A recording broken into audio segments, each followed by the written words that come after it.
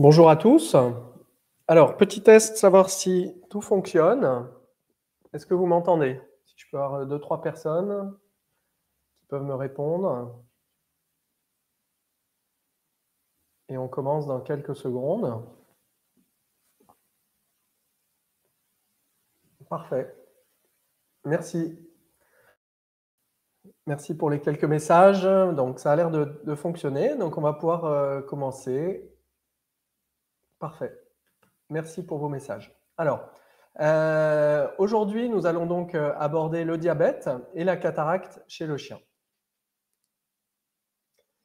Tout d'abord, je voulais vraiment vous remercier. Normalement, je vous remercie à la fin, mais là, je vous remercie au début parce que je considérais que c'était vraiment important, sachant que vous êtes de plus en plus nombreux, que là, on est à 1000 inscrits, donc 1000 participants si on inclut les replays.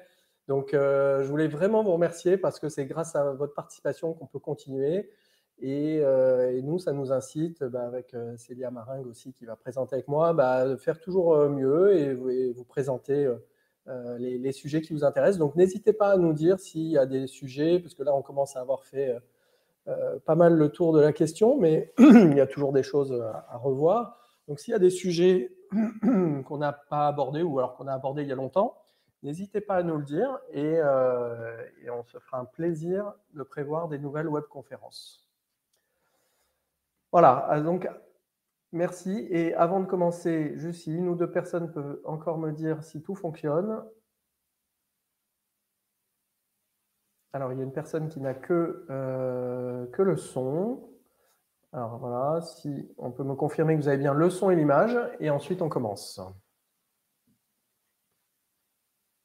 C'est bon. OK, allez, on continue. Alors, en introduction, on va rappeler que la prévalence du diabète est de environ 1% chez le chien et le chat, suivant une étude que vous voyez ici. Donc, suivant les études, c'est entre 0,4 et 1,2%. L'impact du diabète sur les structures oculaires. Alors, chez le chien, parce que c'est principalement le chien dont on va parler, la cataracte diabétique est quasi inexistante chez le chat. Chez le chien, le diabète provoque principalement des cataractes, donc atteinte du cristallin, et on peut aussi avoir des lésions, mais c'est beaucoup plus rare, sur la cornée, les conjonctives, l'UV et la rétine. Contrairement à l'homme, chez lequel nous avons de façon plus fréquente des lésions de rétine avec des hémorragies rétiniennes, beaucoup plus que des cataractes. Voilà, donc chez l'homme, des lésions rétiniennes et chez le chien, plutôt des cataractes. Les motifs de consultation, les deux grands motifs que l'on a quasi systématiquement, sont la cécité, qui est d'apparition très rapide. Ça, c'est vraiment une caractéristique de la cataracte diabétique, c'est qu'elle est d'apparition très très rapide, quasiment subite. Les gens disent que c'est des fois même en une journée. Souvent, ça fait quelques jours que la cataracte est présente et elle occasionne donc une cécité avec un animal qui se cogne, qui commence à se cogner un peu partout, qui est gêné dans les escaliers, qui même change de comportement, qui peut devenir agressif parce qu'il ne voit pas. Et puis qui peut même être un petit peu abattu, un peu déprimé. Voilà, donc j'insiste sur cette apparition très rapide. Et la leucocorie, c'est-à-dire la pupille blanche, comme vous le voyez ici, pareil, d'apparition très rapide.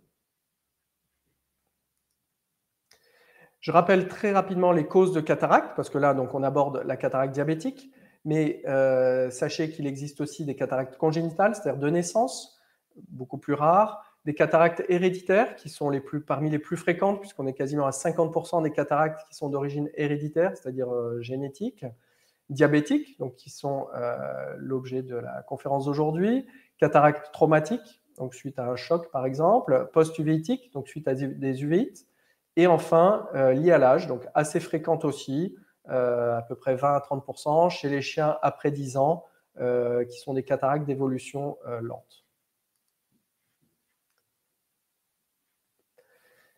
La vitesse d'évolution en fonction de ces différentes cataractes. Ici, donc, vous avez les différentes cataractes, les différentes causes et la rapidité d'installation. La cataracte congénitale et la cataracte sénile, ce sont des cataractes d'évolution lente, souvent sur plusieurs années. Voilà, cataracte liée à l'âge, c'est souvent sur plusieurs années, donc des chiens après 10 ans, et c'est d'année en année qu'elle va progresser, mais très très lentement. Les cataractes traumatiques et héréditaires sont d'évolution un peu plus rapide. Elles évoluent en général sur plusieurs mois. Et enfin, la cataracte diabétique, comme je le disais, qui évolue très rapidement, de l'ordre de quelques jours à quelques semaines. Alors, je vais passer le micro au docteur Célia Maringue, avec qui je travaille, et qui va aborder la physiopathogénie de la cataracte diabétique. À toi, Célia. Bonjour à tous. Donc, du coup, je vais essayer de vous détailler un petit peu la physiopathogénie. Je vais essayer quand même de vous simplifier un petit peu l'explication du schéma ici. Donc, on va d'abord présenter le métabolisme normal du cristallin. Le cristallin, c'est une structure qui est avasculaire et du coup, l'apport en nutriments se fait un tout petit peu par le vitré, mais essentiellement par l'humeur aqueuse. Pour produire de l'énergie, c'est le métabolisme du glucose qui est utilisé et principalement la glycolyse anaérobie à 80%. Cette glycolyse anaérobie, elle fait intervenir donc une enzyme qui correspond à l'exokinase. Lorsqu'on a donc du diabète, la concentration en glucose va augmenter donc dans l'humeur aqueuse et donc dans le cristallin. Ça va entraîner une inhibition de l'enzyme dont on vient de parler, donc de l'exokinase. Et c'est une autre enzyme qui va être activée à la place, c'est l'aldose réductase. L'aldose réductase va produire du sorbitol et le sorbitol va s'accumuler dans le cristallin. Cette accumulation va créer un gradient donc, osmotique et donc entraîner un appel d'eau vers le cristallin. L'appel d'eau va désorganiser la structure cristallinienne et donc les fibres cristalliniennes, et c'est ça qui est à l'origine de la cataracte. Concernant donc la prévalence, on va d'abord aborder le chien. L'apparition de la cataracte, elle dépend d'un certain nombre de facteurs, notamment l'âge, la durée du diabète ou l'intensité de l'hyperglycémie. Selon les études, la prévalence des cataractes diabétiques par rapport aux autres types de cataractes, elle est d'environ 8,7%.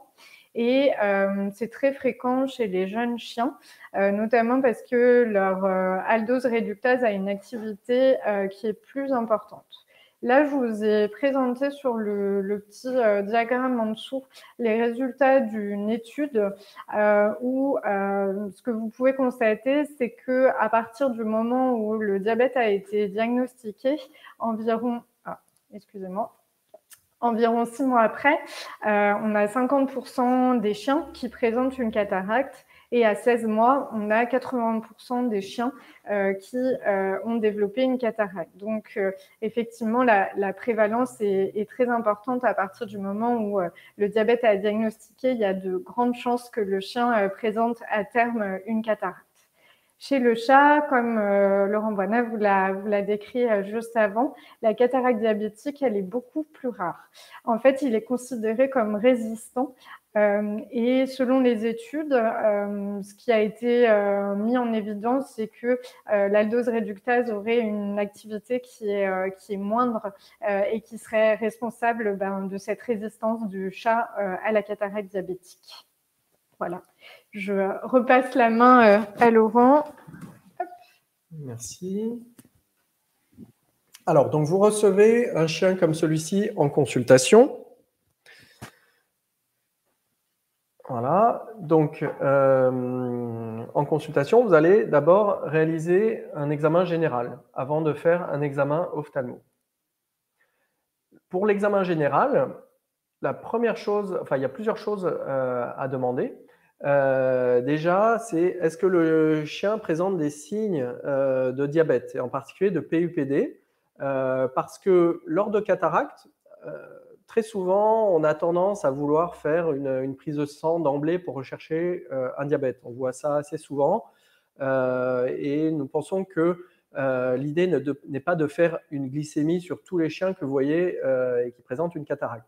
A priori, lorsque vous avez une cataracte diabétique, vous avez des signes du diabète associés, en particulier une PUPD. Donc, ce qu'on préconise, c'est de faire une prise de sang avec donc une glycémie si vous avez une cataracte et des signes de diabète. S'il n'y a pas de signes de diabète, en particulier de PIPD, ce n'est pas la peine de faire une prise de sang systématiquement. Voilà. Donc là, dans notre cas de figure, il s'agissait d'une cataracte. Le chien présentait aussi une PUPD. Donc nous faisons une prise de sang et on constate une glycémie. Dans ce cas-là, on conclut à un diabète sucré et vous allez mettre en place, bien sûr, un traitement avec l'insuline, comme vous avez l'habitude de le faire fréquemment. Ensuite, face à cette cataracte, vous allez réaliser un examen ophtalmologique. Bon, je vais passer assez rapidement parce que finalement, ce sont les examens de base en ophtalmo qu'on a déjà vus. Donc la biomicroscopie, examen en lampe à fente que vous voyez ici, la lumière et grossissement pour ceux qui n'ont pas de lampe à fente, la tonométrie ici, mesure de la tension pour détecter une éventuelle hypotension. On peut rechercher une hypertension, donc un glaucome associé, mais lors de cataracte diabétique, on recherche plutôt une hypotension qui est le signe d'une uvite phacoantiogénique qui peut être associée à cette cataracte diabétique. L'uvite s'installe très rapidement lors de cataracte diabétique. Le réflexe de clignement à la menace, pour voir si le chien voit encore ou pas. Le test de la boule de coton, pareil, qui est un test d'évaluation de la vision. La gonioscopie pour évaluer l'angle iridocornéen, sachant que lors de cataracte diabétique, on a fréquemment une intumescence, un cristallin qui est très augmenté de taille et qui peut pas mal envahir la chambre antérieure. Et donc, il peut être utile de détecter une éventuelle fermeture de l'angle.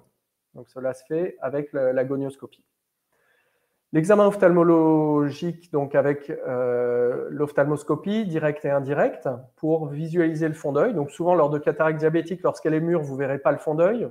Mais si elle est immature, dans ce cas-là, vous pourrez évaluer le fond d'œil et détecter d'éventuelles lésions, soit de décollement de rétine, soit d'hémorragie, soit d'atrophie de rétine. Quasi systématiquement, lors de cataracte, on examine un ERG, vous connaissez maintenant, avec donc c'est une électrorétinographie qui permet d'évaluer l'activité électrique de la rétine, savoir si le fonctionnement de la rétine est normal ou pas.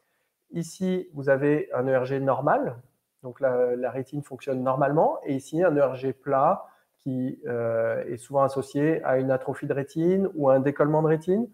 Et on a tous les intermédiaires possibles entre ces deux extrêmes.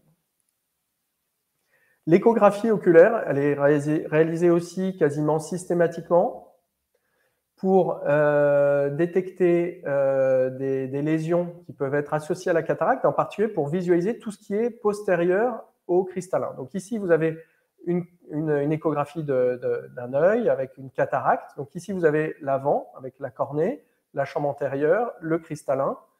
Vous voyez ma souris? Parce que je ne sais plus s'il faut être sur cet écran. Si quelqu'un peut me répondre si la souris là est visible.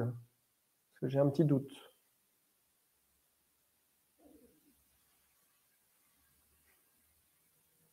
Voilà, bon. Non. Est-ce que là, vous la voyez? Je suis désolé, hein, on aurait dû faire le test avant. Là, est-ce que vous la voyez? Non. Ah. Ok, donc je pense que là, vous devez normalement l'avoir. Désolé. Hein. Oui, voilà. Bon, ok, donc il faut être sur cet écran. Désolé. Voilà, donc ici, vous avez, donc je récapitule, hein, l'avant de l'œil. Donc là, c'est l'échographie de l'œil avec l'avant, donc la cornée, la chambre antérieure, le cristallin, ici, qui est cataracté. On voit, il est très intumescent. Le vitré, donc derrière le cristallin, donc là le segment postérieur, et la rétine ici qui est collée, donc il n'y a pas de décollement de rétine, il n'y a pas d'hémorragie du vitré, le nerf optique ici qui est normal. Voilà, donc ça c'est une échographie normale, si ce n'est cette cataracte avec un cristallin très intumescent, ce qui est caractéristique de la cataracte diabétique, hein, l'intumescence du cristallin lorsque ce cristallin mûrit. Ici, une autre échographie où vous voyez la cataracte et ici, le décollement de rétine. Donc là, on a un décollement rétinien complet. D'où l'intérêt de faire une échographie parce que lorsque votre cataracte est mûre, vous ne pouvez pas visualiser toute la partie postérieure et donc c'est l'échographie qui va vous permettre de détecter, donc je rappelle, décollement de rétine, hémorragie ou inflammation. L'évolution d'une cataracte dans le temps. Et c'est particulièrement important lors de cataracte diabétique, car je disais que la cataracte diabétique s'installe très rapidement, et de la même façon qu'elle s'installe rapidement, les lésions secondaires, son évolution dans le temps va être rapide. C'est-à-dire que le fait de mûrir, son évolution est très rapide d'une cataracte immature à une cataracte mûre. Voilà, et on arrive même à une cataracte hypermûre très avancée. Alors, cette évolution avec l'uvite phaco-antigénique, donc ici, vous avez une cataracte mûre, ici, une cataracte hypermûre, et vous voyez qu'on commence à avoir une uvite phaco-antigénique. Et ça, la caractéristique lors de cataracte diabétique, c'est qu'elle s'installe très rapidement, en quelques semaines. Donc, c'est là où il va falloir mettre en place un traitement précoce pour éviter l'évolution de cette uvite secondaire. Voilà, là encore, vous avez en quelques semaines l'installation d'une uvite avec hypotension. Donc ça, ce sont des yeux hypotendus, souvent à moins de 10 mm de mercure, une rougeur assez fréquente, l'iris qui devient sombre, et on peut avoir du dépôt de pigments iriens sur la capsule antérieure, comme vous le voyez ici, et des déformations pupillaires dues à des synéchies. Voilà les signes caractéristiques d'une uvite phaco-antigénique qui s'installe lors de cataracte diabétique. Les différents stades de la cataracte, donc ça c'est commun à toutes les cataractes, elle est d'abord incipiente, donc très débutante, immature, ici, le chien souvent là commence à moins bien voir, mais il n'est pas encore complètement aveugle. La cataracte mûre, avec une cécité complète à ce stade-là, et la cataracte hypermûre qui s'installe en quelques semaines chez les chiens atteints de diabète. Et donc, vous voyez ici le début de déformation pupillaire, l'iris très sombre, la rougeur de l'œil. Donc ça, c'est caractéristique de l'uvite et une hypotension. Si vous laissez évoluer cette cataracte, vous allez avoir des complications encore plus graves que l'uvite, avec, là, vous voyez ici un œdème de cornée marqué, on a une hypotension marquée, un début de phtisie, c'est-à-dire que c'est un œil très, très hypotendu, avec un flou de la cornée dû à l'œdème, on commence à avoir des vaisseaux cornéens. Donc là, à ce stade, l'œil n'est plus opérable, comme nous allons le voir. C'est pour ça qu'il faut intervenir précocement par rapport à cette inflammation. En échographie, les différents stades, vous avez ici une cataracte immature, ici, cataracte diabétique mûre. Vous voyez que l'intumescence, très caractéristique. Vous voyez comme le cristallin a gonflé, c'est-à-dire qu'il se gorge d'eau. Et donc, on a cette intumescence caractéristique avec un cristallin qui peut même envahir toute la chambre antérieure. Ensuite, il rediminue de taille une fois qu'il a gonflé parce qu'on a une résorption des fibres du cristallin avec des protéines qui passent soit dans la chambre postérieure, soit dans la chambre postérieure. Donc, c'est dû à une porosité au bout d'un moment des capsules qui font qu'on va avoir cette uvite par réaction. C'est une uvite qui est due à une réaction des antigènes anticorps, une réaction aux protéines du cristallin qui sont libérées dans la chambre antérieure et dans la chambre postérieure, ce qui crée donc une uvite antérieure, voire une uvite postérieure et des décollements de rétine secondaires. Voici une uvite très avancée, une cataracte diabétique qui n'a pas été opérée. Vous voyez ici une résorption des fibres. Vous voyez que le cristallin se résorbe, il devient plus petit par rapport à ici.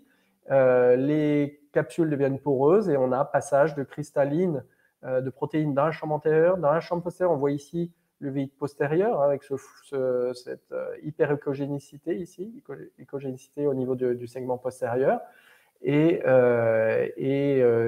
qui sont donc le signe d'une uvite. Gestion de la cataracte diabétique. Le seul traitement, c'est la chirurgie, si on veut retrouver la vision chez ces chiens et si on veut éviter des complications à moyen et long terme. Ce qu'il faut retenir lors de cataracte diabétique, c'est qu'il faut opérer le plus tôt possible pour éviter ces complications d'uvite, puisque comme je vous l'ai montré, l'uvite s'installe en quelques jours ou quelques semaines. Donc pour éviter ces complications, il ne faut pas tarder. Ce n'est pas une urgence, mais il faut opérer dans les jours ou les semaines qui suivent. À une époque, donc il y a 10 ou 20 ans, on disait qu'il fallait d'abord équilibrer le diabète, ce qui pouvait prendre quelques temps, et qu'il fallait après opérer la cataracte. On est revenu sur cette notion et maintenant on considère qu'il faut opérer Ce n'est pas pour plaider pour notre paroisse hein, en tant qu'ophtalmo, c'est parce qu'on s'est rendu compte que si on équilibrait d'abord le diabète et qu'on opérait plus tard, ben, on avait des chances de réussite beaucoup moins importantes par rapport à la chirurgie. Donc, même si le chien n'est pas équilibré, ben, on peut tout de même opérer et vous équilibrerez dans un second temps, ce n'est absolument pas un souci. Ensuite, mettre un traitement en place préventif de l'uvite, puisqu'on a vu qu'elle s'installait rapidement, donc très tôt, mettre en place ce traitement on peut mettre en place un traitement avec des collyres corticoïdes, donc maxidrol, antibiotique anti-inflammatoire, donc dexaméthasone, ou du maxidex avec uniquement la dexaméthasone sans antibiotique. Et vous mettez en place ce traitement préventif avec une goutte 3 fois par jour dans l'œil atteint. Donc ça, c'est à mettre en place dès que la cataracte est immature à mûr ou mûre, sachant que ça va évoluer rapidement et donc vous allez limiter l'uvéite faco-antigénique.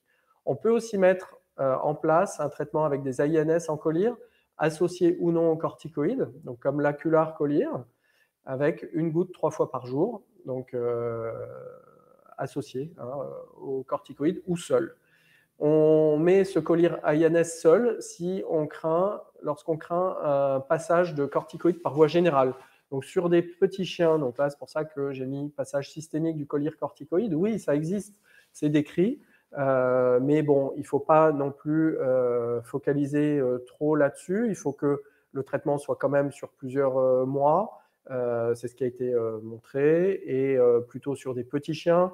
Donc voilà, si vous faites des traitements de quelques semaines et sur un chien qui ne fait pas 2 kg, de plus de 10 kg, le passage systémique existe, mais de là à avoir un retentissement, créer un cushing ou avoir une incidence sur votre diabète, il faut vraiment que le traitement soit à long terme et que le chien soit de très petite taille. Quand opérer? Alors, on a vu qu'on avait ce stade immature. Donc là, on peut opérer à ce stade. C'est même un très bon stade pour opérer. Lorsque la cataracte est mûre, comme ici, sans uvite, vous voyez que là, on a juste la cataracte, mais pas d'uvite associée. Donc ça, ces deux stades sont les meilleurs stades pour opérer. Là, on commence à avoir une uvite. Donc après quelques jours, quelques semaines, donc là, on a l'œil rouge, l'iris sombre, la déformation pupillaire. Là, on peut opérer encore, mais on aura, et je vais vous le montrer par la suite, plus de risques de complications et un taux de réussite qui chute. On passe de 90-95% de chances de réussite à moins de 70%. Donc, c'est dommage d'attendre. Et là, à ce stade-là, on n'opère plus. C'est une cataracte trop avancée avec un début de phtisie. Donc là, opérer un œil comme ça, on est quasi certain d'avoir un échec. Donc là, c'est trop tard. C'est pour ça que je voulais vraiment insister aujourd'hui sur cette notion de timing et ne pas trop attendre avant d'intervenir. La chirurgie de la cataracte. Ici, vous avez le principe avec ce schéma qui montre en 3D un œil avec la sonde qui est insérée par 3 mm seulement. On insère la sonde dans l'œil au contact du cristallin et on va raboter, aspirer le cristallin jusqu'à le faire totalement disparaître par aspiration. Et on va injecter un cristallin ces cristallins sont maintenant pliables. Donc, ce qui nous permet de passer par cette petite incision de 3 mm et le cristallin va se déployer dans son sac. Voilà. Et donc, on remplace le cristallin cataracté par le cristallin artificiel. Ici, je vais vous montrer l'appareil de phacoemulsification. Donc maintenant, c'est des appareils de plus en plus perfectionnés. Là, celui qu'on a à la clinique, qui s'appelle l'Infinity de chez Alcon, qui est le même qu'on utilise chez l'homme. Très perfectionné, puisqu'il vous parle, alors qu'avant l'appareil ne nous parlait pas. Maintenant, on se sent encore moins seul. Il vous dit quel stade vous en êtes, quel mode, est-ce que c'est avec la pédale ou pas. Enfin voilà, il discute avec vous. C'est bientôt l'intelligence artificielle qui va être mise en place dans ces appareils. Et ici, la sonde, vous voyez, qui est une sonde en titane. Donc, c'est cette partie-là qui pénètre dans l'œil et qui va aspirer, qui va raboter et aspirer. Donc, c'est un peu comme un marteau-piqueur associé à un aspirateur. Voilà. Je vais vous montrer une vidéo qui va vous montrer quasiment en temps réel comment ça se passe. Donc là, voilà une cataracte mûre.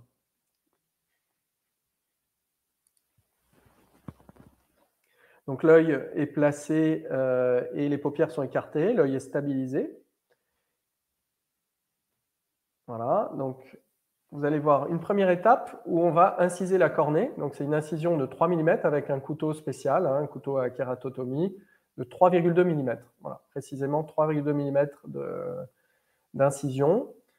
Là, on ouvre un tout petit peu plus, à 3,5 parfois, pour faciliter le passage de l'implant par la suite.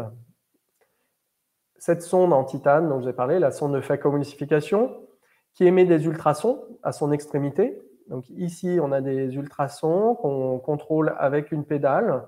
Donc lorsqu'on avance, on émet des ultrasons. Lorsqu'on recule, on stoppe les ultrasons pour pas qu'ils soient en continu, pour éviter un échauffement au niveau de la plaie à ce niveau-là.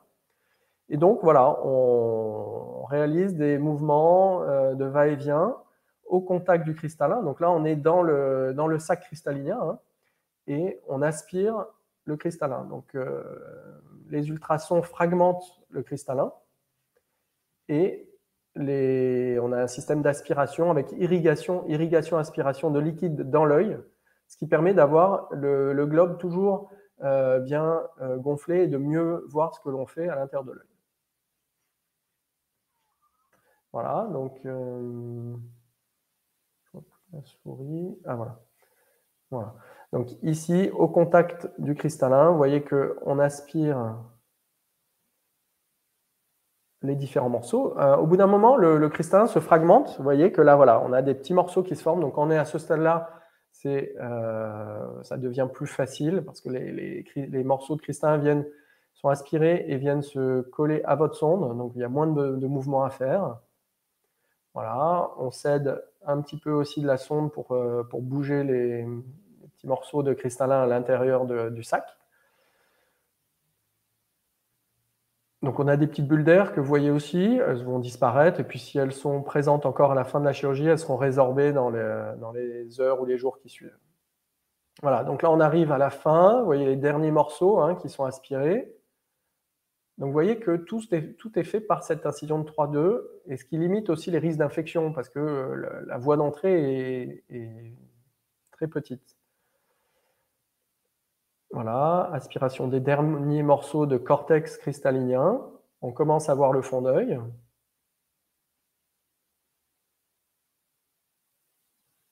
Là, souvent à ce stade-là, il reste encore un peu de cortex qui est mou, plus mou que le noyau, et qui va être beaucoup plus facilement aspiré. Voilà, aspiration du cortex. Donc c'est la périphérie du cristallin, en région équatoriale. Voilà, vous voyez que là, c'est mou. Là, souvent, à ce stade-là, on n'utilise plus que l'aspiration. On n'a quasiment plus besoin de mettre d'ultrasons. L'aspiration suffit à retirer les morceaux de cortex. Voilà. Là, on commence à avoir une très bonne transparence. Ensuite, on injecte du viscoélastique, donc c'est de l'acide hyaluronique, dans le sac cristallinien et dans la chambre antérieure. Donc là, j'ai injecté dans le sac. Là, maintenant, je viens un petit peu plus en antérieur pour en injecter dans la chambre antérieure. Voilà, vous avez ici, on voit l'incision de la capsule. Et cette incision de la capsule, on va la poursuivre avec une pince à capsulectomie pour faire ce qu'on appelle le rhexis. Le rhexis, c'est l'incision de la capsule antérieure qui doit être circulaire. Vous voyez qu'on exécute un mouvement circulaire avec cette pince. Le but, c'est que ça soit bien circulaire. Bon, si c'est un petit peu ovale, ce n'est pas très grave. Et on retire la partie antérieure de la capsule pour éviter qu'elle s'opacifie plus tard. On la retire. Voilà. Et on laisse le viscoélastique et on va injecter, toujours par cette incision de 3 mm, on va injecter l'implant pliable, voilà, que vous voyez ici. L'implant qui se déploie dans le sac cristallinien. Donc là, l'implant s'est déployé dans le sac. Souvent, on a une aptique, c'est-à-dire un des pieds de l'implant qui est en dehors et qu'on met en place. Voilà, de cette façon-là, pour que ça rentre complètement dans ce qui est quasiment comme un bol, en fait. C'est un bol qui a été réalisé suite à l'incision de la capsule antérieure. On laisse bien sûr la capsule postérieure, qui est toujours maintenue. Les capsules, le sac cristallin est toujours maintenu. Et ensuite, on va retirer avec cette sonde le viscoélastique, c'est-à-dire l'acide hyaluronique. On fait un lavage de la chambre avec infusion et aspiration du liquide à l'intérieur de l'œil. Une fois qu'on a retiré le viscoélastique, eh bien, on peut suturer. On suture les 3 mm de plaie que vous voyez ici, avec du nylon ou du Vicryl 9,0, donc un fil très très fin, qui tombe toujours, même quand c'est du nylon. Alors quand c'est du nylon, ça peut mettre plusieurs mois, mais au bout d'un moment, il tombe, ou alors on les retire avec une petite pince lors d'une consultation sous anesthésie locale. Mais en général, il tombe tout seul au bout d'un moment. Donc on va réaliser 3 à 4 points de suture, comme vous le voyez ici. Voilà. Bon, on revient. Ouais. Nous revoilà. Désolé, on me dit que c'est la vidéo, a priori, qui aurait posé problème. Donc j'espère que vous êtes tous là. On s'excuse et en tout cas, je suis content parce que quasiment toute la vidéo est passée. Donc j'ai eu le temps de vous montrer ce que je voulais. Vous avez vu un point pour refermer donc la plaie. On en fait 3 ou 4 comme ceci et c'est terminé. Voilà. Donc là, vous avez pu voir comme ça. Voilà, on me dit que c'est bon. Alors, on me pose une question. Est-ce qu'on peut faire le capsulorhexis avant la phocoemulsification? Oui. Alors, il y a 2 écoles. Il y a ceux qui la font avant, ceux qui la font après. Moi, j'ai tendance à le faire après parce que ça permet de garder encore mieux les différents fragments de cristallin dans le sac pendant qu'on opère. Mais ça peut tout à fait être fait avant. Il y en a beaucoup qui le font avant. Donc, voilà, aucun problème. Ça peut être fait avant ou après. Voilà, je suis content que vous me disiez que tout va bien. Je suis content de vous retrouver. Alors, les implants intraoculaires, je vous les ai montrés. Donc, ils sont maintenant pliables, hein, quasiment systématiquement, et injectables. Donc, ça, c'est bien, c'est un vrai progrès. Ça a énormément progressé en 10 ans. Voilà, ces implants qu'on utilise là, qui sont pliables. On utilise ces injecteurs que vous voyez ici, là. On met en place l'implant. Maintenant, on a même des injecteurs qui sont pré-insérés. C'est-à-dire que le cristallin est déjà plié et dans son injecteur. On achète directement l'ensemble. Donc, c'est encore plus rapide, plus simple. Et c'est à l'instar de ce qui est fait chez l'homme. Hein. Chez l'homme, ce sont des cristallins qui sont déjà pré-insérés dans l'injecteur. Voilà. Ces implants, ils sont maintenant quasiment tous pareils chez le chien, comme chez le chat. Ce sont des implants pliables en acrylique hydrophile ou hydrophobe. On a 3 tailles, suivant la taille de la capsule. Soit la taille standard, c'est 13 mm, mais ça peut être 12 ou 14, suivant si le cristallin est petit ou gros avant d'opérer. Et la puissance, la réfraction chez le chien, qui a été mesurée et qui est donc quasiment commune à tous ces implants, c'est 41 dioptries. Pour corriger donc l'hypermétropie suite à l'exérèse du cristallin cataracté. Voilà. Alors, les résultats de cette chirurgie, donc vous allez voir la différence entre une opération précoce et une opération tardive. Et lorsque c'est fait précocement avant une uveitis, les bons résultats, on les a dans plus de 90 à plus de 95% des cas, avec des milieux transparents comme ici. Vous voyez, là, c'est un post-op à 1 mois. Vous avez ici la petite plaie avec les 3-4 fils. L'implant qui est bien centré, bien en place, avec ses cercles concentriques. Donc là, c'est un chien qui revoit parfaitement. Donc milieu transparent, lentille bien centrée, tension normale et vision retrouvée. Donc ça, c'est un chien qui revoit, un réflexe de clignement à la menace qui revient. Un post-op sans complications. Et donc, si on opère tôt, comme je le disais, sans qu'il y ait encore de vide, vous avez plus de 9 chances sur 10 d'arriver à un résultat comme celui-ci. Si l'opération est tardive, avec une uveitis phaco-antigénique déjà installée, donc si on opère après quelques semaines ou quelques mois, les résultats tombent à 70-80% des cas et vous avez des petites complications ou des plus grosses complications qui s'installent avec, comme ici, un chien qui revoit, on voit le fond d'œil, on voit la papille, on voit le tapis, hein, ici, de couleur jaune-orange. Donc ce chien revoit, mais vous avez quand même une uveitis latente qu'il faudra gérer avec des synéchies, cette déformation pupillaire, l'iris un peu sombre, des rougeurs un peu chroniques. Donc, il va falloir maintenir des traitements un peu plus longtemps avec de la dexaméthasone ou de l'indocollyre ou l'acular pendant plusieurs mois. Ça, c'est une étude, ce qui ne me rajeunit pas puisque c'était il y a 20 ans, PMCAC 2001, sur une étude que j'avais faite sur 85 UE, sur un traitement chirurgical de cataracte diabétique. Donc, ce qui nous intéresse ici, on va faire simple au niveau des chiffres, c'est que ici, vous avez les résultats post-op à 1 an avec des cas qui présentaient une uveitis et lorsque vous n'avez pas d'uvite préopératoire, lors de cataracte diabétique. Hein. Sans uvite préopératoire, vous avez 94% de très bons résultats. Et lorsqu'il y a une uvite, on a 56% de cas bons, c'est-à-dire sans aucune complication. Si on considère les échecs, c'est-à-dire c'est des complications qui ne permettent pas de retrouver la vision, on est à 17% d'échecs lorsqu'on a une uvite et 6% seulement d'échecs sans uvite. Voilà. Donc c'est assez démonstratif la différence entre une cataracte opérée tôt et une cataracte opérée tardivement avec cette uvite qui s'est installée ou pas, suivant le moment auquel vous opérez. Donc les complications, on l'a vu, c'est l'uvite post-opératoire. On peut aussi avoir un glaucome, comme chez ce chien, avec une tension à 45 mm de mercure. Donc là, il faudra mettre en place un traitement hypotenseur. Donc ça fait partie des risques, c'est quelques pourcents seulement, mais ça peut toujours arriver. Quelques pourcents des cas qui peuvent développer un glaucome et qui peut diminuer, voire même entraîner une cécité complète. Décollement de rétine, ça c'est quelque chose qui est impondérable, ça arrive chez certains chiens, on a des chiens un peu prédisposés comme les bichons par exemple qui décollent plus que d'autres. Là on commence à développer on peut réaliser du laser pour faire des pexis de rétine, pour éviter des décollements de rétine, mais c'est quelque chose qui peut toujours arriver, on est sur du 2-3% des cas de chiens opérés qui développent des décollements de rétine ou des glaucomes qui sont les complications les plus graves. L'uvite post-op, donc je vous remonte ce cas où on voit très bien le avant-après. Vous voyez, ici, avant d'opérer, donc on a déjà l'uvite avec la rougeur, je remonte les synéchies ici. Et en post-op à 2 mois, vous voyez que le chien revoit, mais on a ces synéchies qui étaient là avant, donc qui sont là après, et la nécessité de gérer cette uvite par la suite. Voilà pour la chirurgie. Je vais passer la parole à nouveau à Célia Maringue pour les particularités per- et post-opératoires liées au diabète. À toi, Célia.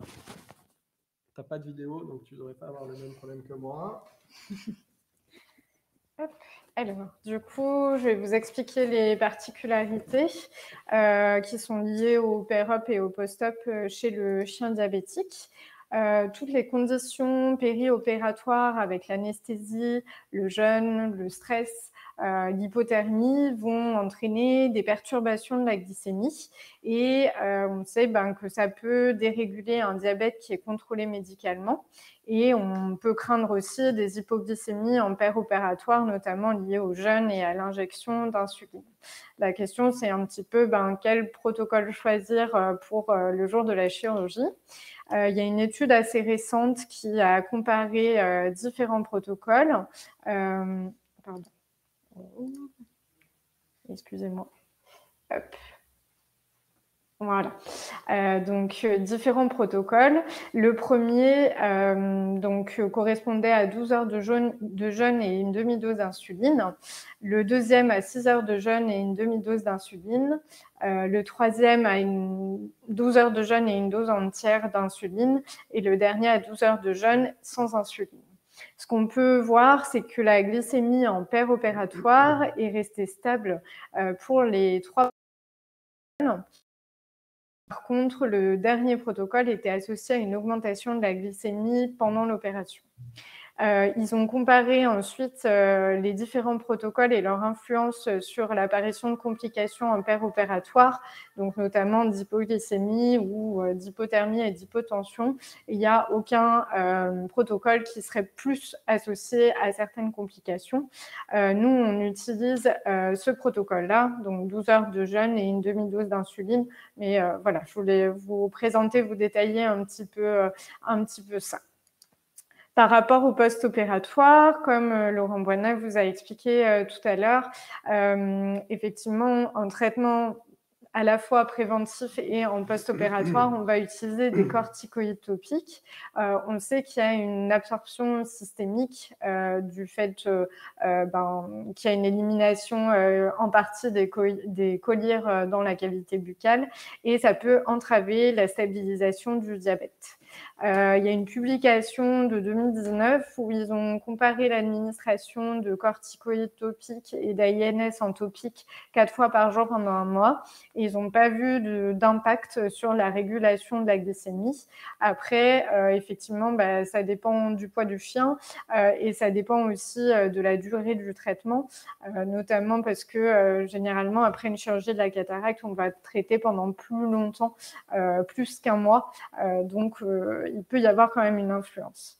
Ce qui est conseillé dans diverses études, c'est qu'en cas de déséquilibre du diabète en post-opératoire, on peut augmenter de 10% la dose d'insuline. C'est un conseil. Après, c'est vraiment du cas par cas. Ça dépend de votre animal, du type d'insuline et de nombreux paramètres. Donc là, c'est effectivement un choix à faire. Je voulais juste vous parler aujourd'hui des autres conséquences du diabète en ophtalmologie, même si ce n'est pas le thème principal de la conférence d'aujourd'hui. Ce qu'il faut savoir, c'est que le diabète, effectivement, je suis désolée, hop, voilà. Le diabète a des conséquences sur d'autres structures oculaires, sur le film lacrymal, sur les conjonctives, sur la cornée. Et donc, il y a un risque de kératoconjonctivite et d'ulcère cornéen qui est accru chez les chiens diabétiques. Et il y a aussi une influence, un impact sur la rétine avec la formation de microanévrismes. C'est bien connu chez l'homme, comme on vous en parlait au début de la conférence. On parle de rétinopathie diabétique. L'autre type de complication qui peut survenir en post-opératoire de cataracte, c'est les neuropathies oculaires. Les chiens diabétiques sont 20 fois plus à risque de présenter une neuropathie oculaire après la phacoémulsification plutôt que chez des chiens non diabétiques. Ça peut être par exemple un syndrome de Claude Bernard Horner ou une kératoconjonctivite sèche d'origine neurogénique. Donc les ulcères cornéens sont plus fréquents chez les chiens diabétiques en post-opératoire, d'où l'intérêt d'utiliser parfois un lacrymomimétique. Voilà. Hop, je vous repasse le micro. Merci. Alors, j'ai vu une question intéressante de Rama qui nous demande la cataracte ne peut pas être réversible si on traite le diabète. Point d'interrogation. C'est une très bonne question. Non, en fait, une fois que le diabète a commencé, donc dès qu'on est en phase immature, bien sûr, vous mettez en place le traitement du diabète, mais c'est impossible d'avoir un retour en arrière. Une fois que la cataracte est enclenchée, elle ne fait que progresser. Voilà. Et lors de cataracte diabétique, elle progresse donc vite, comme je disais, vers une cataracte mûre, hypermûre, etc. Et aucun moyen de la stopper ni de revenir en arrière. Même si vous faites le meilleur traitement du diabète au monde, vous n'arriverez pas à stopper cette cataracte qui est enclenchée. Tu es d'accord? Tu as autre chose à dire là-dessus ou pas? Ok.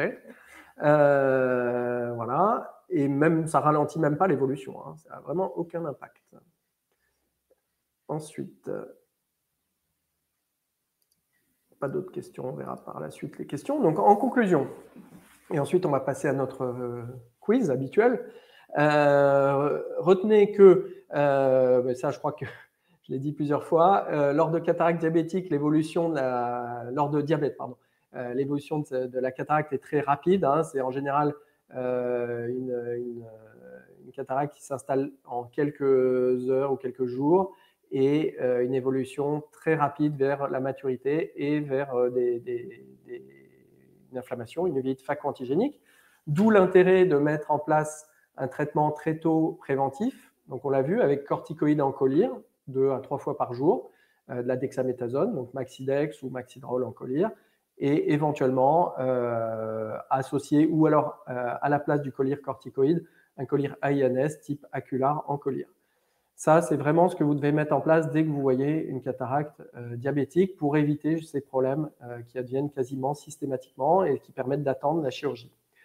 Le traitement de la cataracte donc précoce, le seul traitement de la cataracte, le traitement chirurgical, la phacoémulsification que je vous ai montré en vidéo, et parfois donc avant même d'équilibrer le diabète. Vous tentez de l'équilibrer, mais si ça prend du temps, vous n'hésitez pas à prévoir une intervention chirurgicale, même avant d'équilibrer.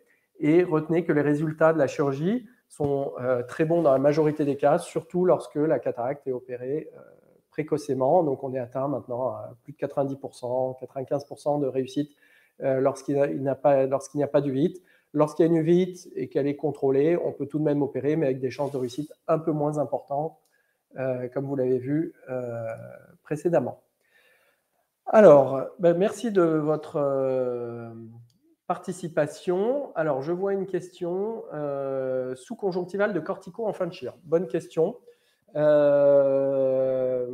En théorie, on ne doit pas la faire. En pratique, il m'arrive très souvent de la faire en faisant des microdoses. Voilà, pour ne pas déstabiliser le diabète. J'avoue, je reconnais qu'on fait quand même cette sous-conjonctivale, mais c'est vraiment une microdose, c'est-à-dire une goutte de Vétacortil que je fais en fin de chirurgie. Et c'est vrai que c'est une dose tellement faible que je recherche l'effet local. Et on considère qu'il y a un passage systémique, mais qui est très faible, étant donné la quantité que j'injecte. Ensuite, je regarde si vous avez d'autres questions.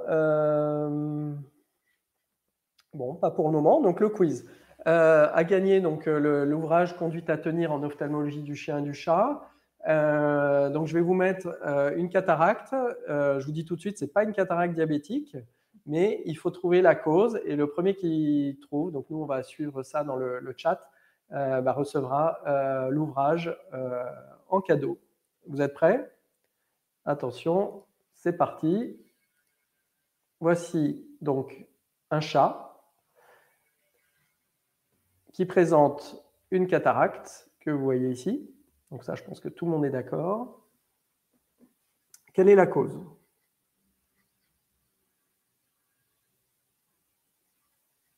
Vous voyez une cataracte, vous voyez qu'on a une atteinte particulière ici et ici au niveau de la cornée, là au niveau de l'iris.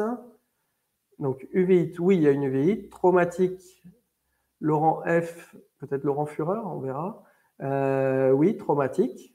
Donc là, jusque-là, vous avez tous bon. Ce n'est pas une phaco. PIF, trauma, uvite. Donc non, ce n'est pas toxo, c'est bien une bonne suggestion, mais ce n'est pas ça. Donc ce n'est pas viral. Traumatique par perforation, oui, Pierre-Éric. Tout à fait. Griffure de chat, non, ça aurait pu. Blessure, ça aurait pu. Tout à fait. En montrant ça, synéchie postérieure, oui, il y en a une. Donc là, tout ça, c'est des très bonnes réponses. Épillé, ça aurait pu, mais non. Donc oui, c'est des très bonnes suggestions, mais ce n'est pas ça. Vous avez tous bon, traumatique. Ah, plomb, Florence M, bravo. Voilà, donc post-traumatique par plomb, avec Audrey qui suivait, mais qui est venue juste après Florence. Désolé pour Audrey, ça s'est joué à combien? À quelques secondes.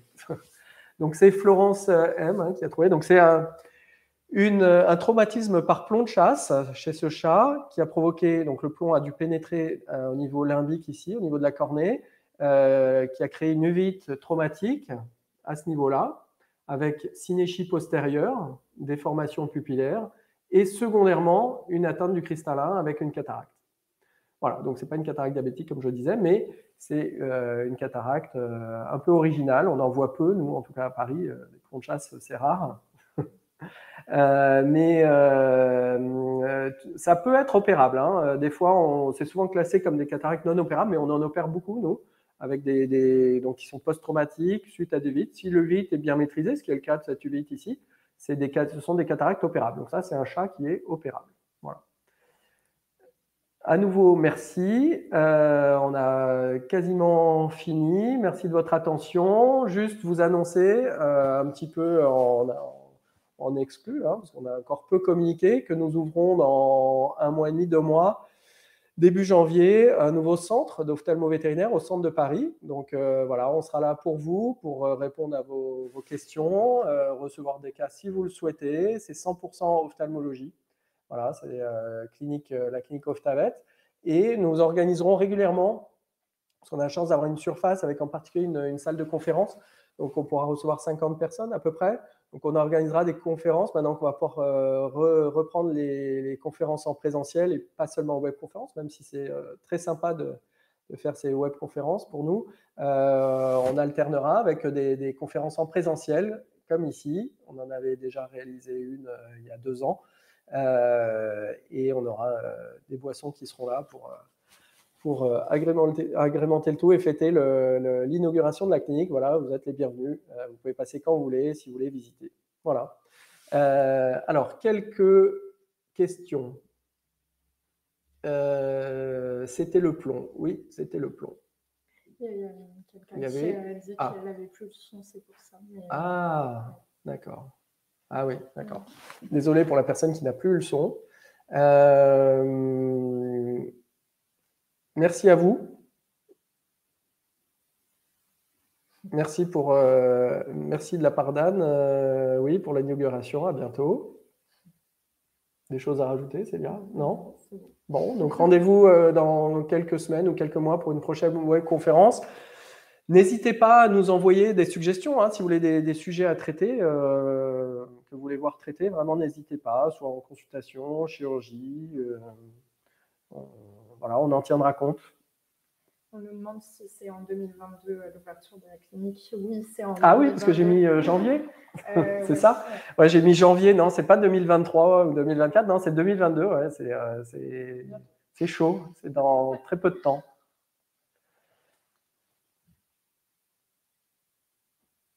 Je regarde s'il y a des questions.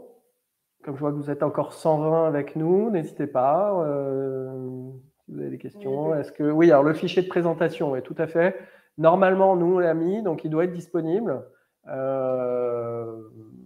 Si jamais vous ne l'avez pas disponible sur la plateforme, n'hésitez pas à nous envoyer un mail. On vous l'enverra par mail. Oui, on me dit que le PDF est disponible à la fin. Donc dès qu'on aura quitté, je pense qu'il sera disponible. Dès qu'on aura fini dès qu'on aura coupé la présentation. Ben, merci à tous et à bientôt. Bon après-midi. À bientôt. Au revoir. À bientôt. Au revoir.